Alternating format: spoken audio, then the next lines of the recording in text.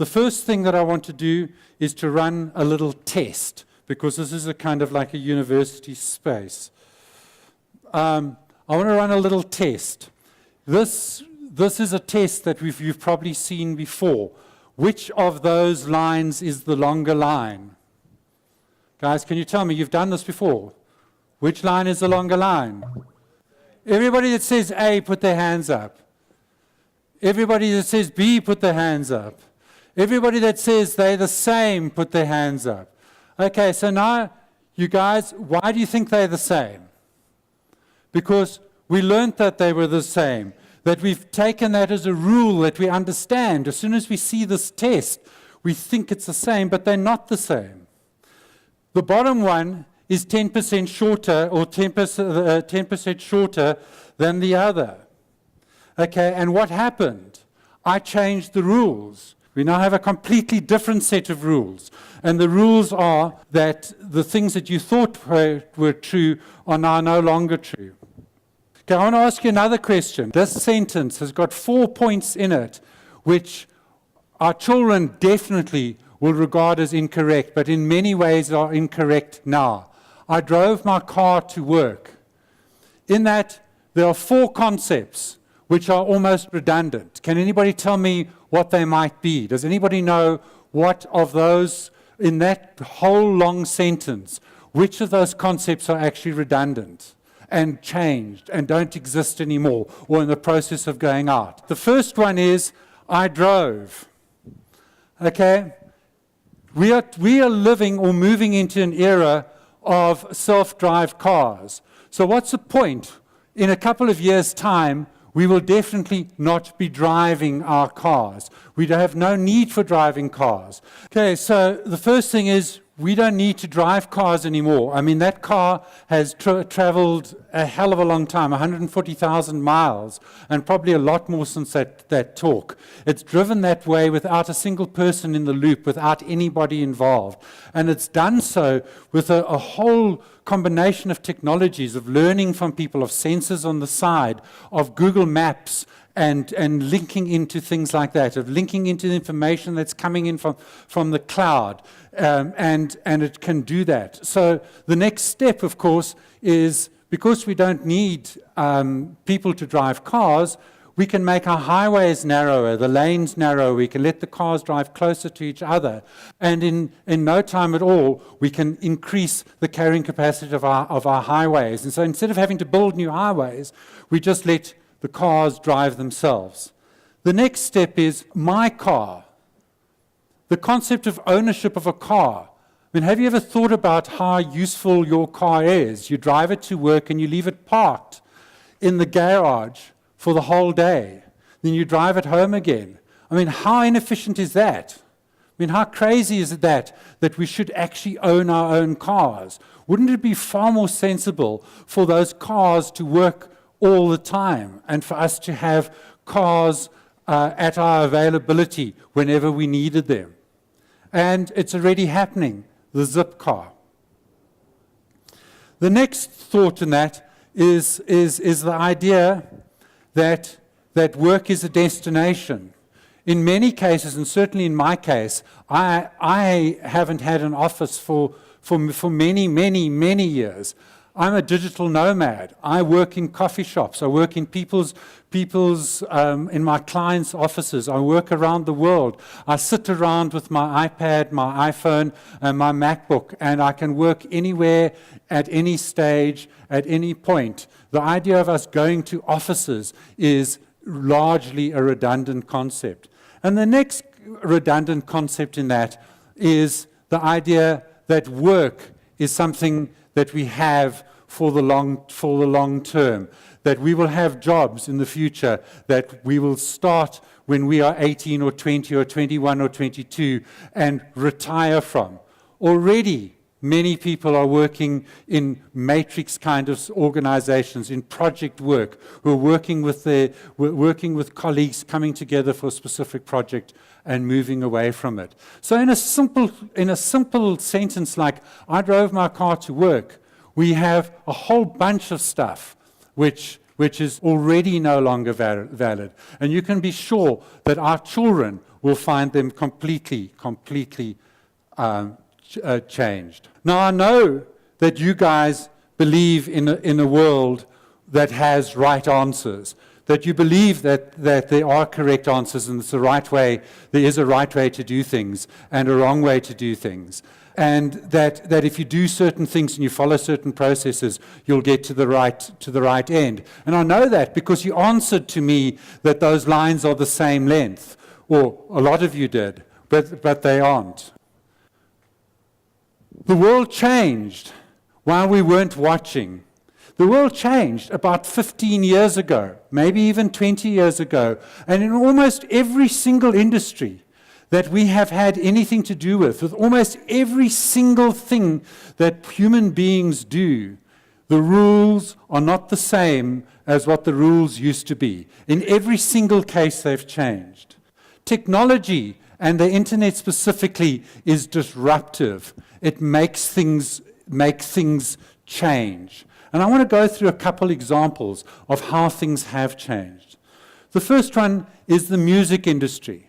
The music industry changed dramatically. In fact, at one stage, people used to sell pieces of vinyl, and with an added value bit on the vinyl, on the plastic, they used to put music. So we had these plastic salesmen selling circles and circles of plastic, and to give you extra value for buying that plastic, you had music inserted onto it.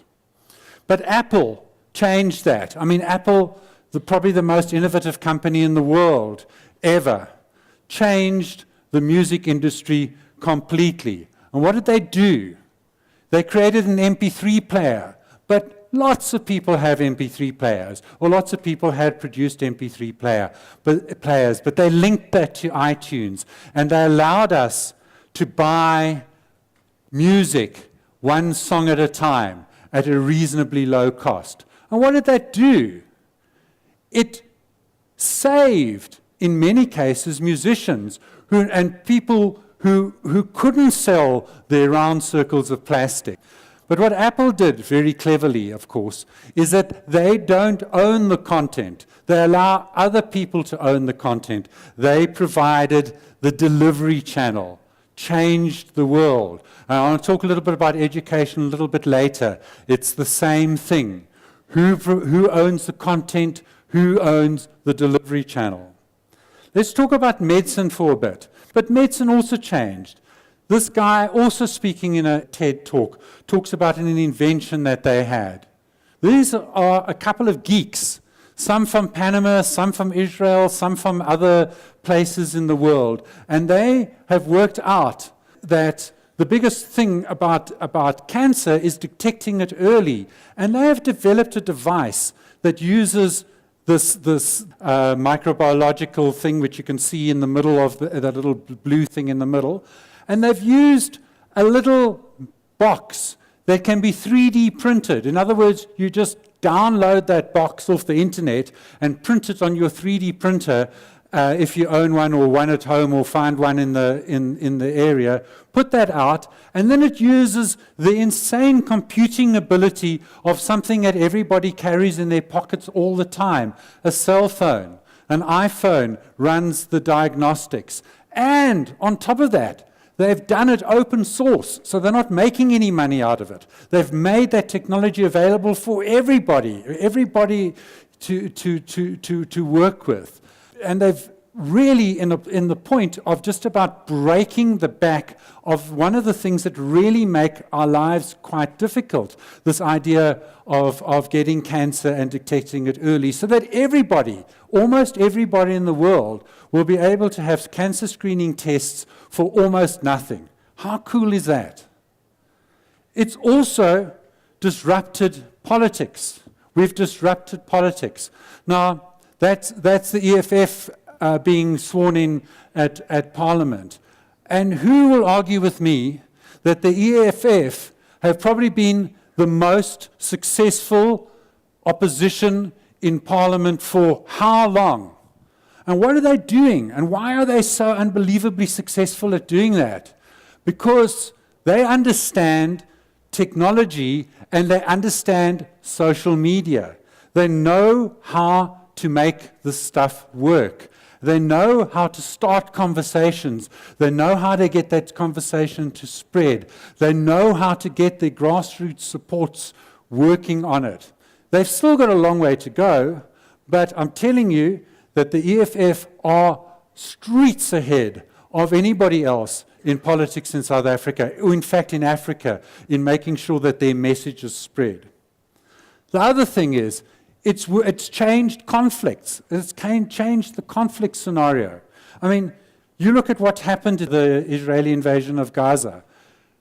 Who lost the Gaza mind share, the world as far as public opinion? Were the Israelis, because the Palestinians were able to use and to put out tons and tons and tons of information that was shared with everybody around the world, and that became the world's opinion of what was going on. What were the Israeli Defense Force able to do? They put out infographics, okay, because they don't understand what's going on. That infographic carries zero weight compared to a real-time tweet that's looking at like one of the tweets that I showed you before, that's looking at somebody's shoes on the ground, or a video or a picture of something that's really happening at the time. Barack Obama's administration have started to see that is a problem. And they've taken a previous editor of Time magazine, and they're starting to try and understand how do they deal with the propaganda war, the social media propaganda war against ISIS. And what they've understood now is that the issue is not about the extremists, but the people who look as though they're joining in there. They're looking at what I call activists, the people who are the people who give a damn about anything. The most important thing now is not how we get messages out by using television or on platform and things like that. It's how do we get our activists working to achieve their goals. I mean, here is also Femin, who are also really very good at getting people to understand and to see what's going on and to work with it. And they are building into the same kind of thing as what we do, which is directed activism. So our process of getting messages out is very similar to what ISIS is doing. We use a whole lot of tools, and we push those ideas into the internet, and we facilitate the transfer of those ideas to other people. And one of the other things that has changed in this understanding is that in communication now, we no longer have audiences. In the sort of like real world now, we've got this stuff going out to networks of people, and those networks of people are moving around and saying things to their friends and moving it backwards and forwards. That's a map of a discussion. That's a map of a whole lot of people that were talking about a single point. I'm not going to go into detail of it, but I'm just trying to illustrate to you that even the way that we talk to massive amounts of people have changed.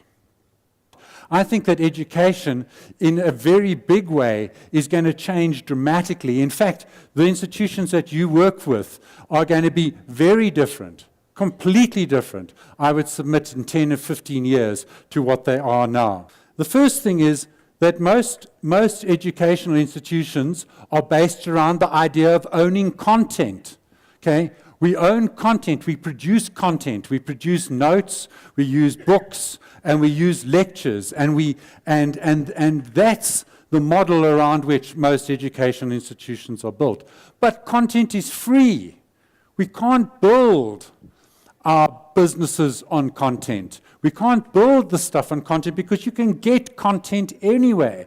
This is the front page of the Khan Institute. Okay, the Khan Institute is a fantastic idea of taking education. It started with maths education and loading the lessons onto YouTube and allowing people to download those lessons off YouTube for free.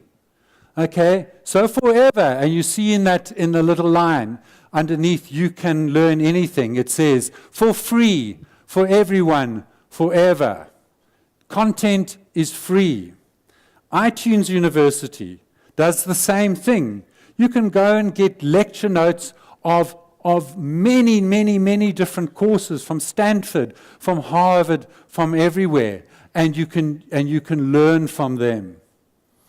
Your delivery channels of how education gets to anybody and how it moves around has also changed, and is going to change dramatically, because how can you restrict the access to education only to people who have got money and people who can get into a lecture hall or into a place like that? No, education is going to be delivered using many different tools. And the most important of those tools, of course, is mobile. And it's already happening around the world. It's already happening in Africa. It's already happening everywhere. So we don't need content. We don't even need lecturers. When I was a lecturer, I was head of faculty. We don't need lecturers. Because we can get access to the very best lecturer in the world on a particular topic at a particular time. That changes what education is and how education is going to move. So what actually do we think that our education institutions are going to be in the future? They're probably going to be a place where people can do tutorials. They're probably going to be a place where people can sit for exams and have them marked. And they're probably going to be a place that allows certification. So things, even in this space, are going to change and change dramatically.